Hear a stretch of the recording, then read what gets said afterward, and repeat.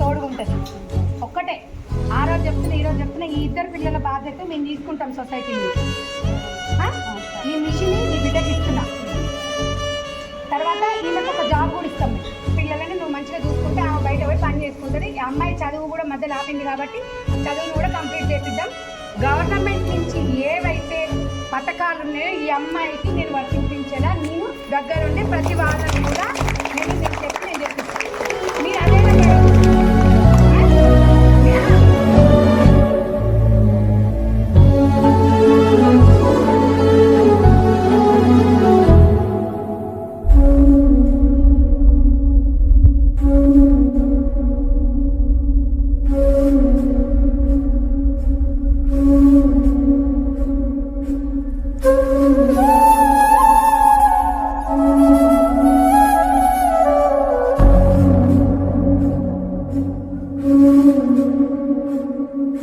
ఆ బాధ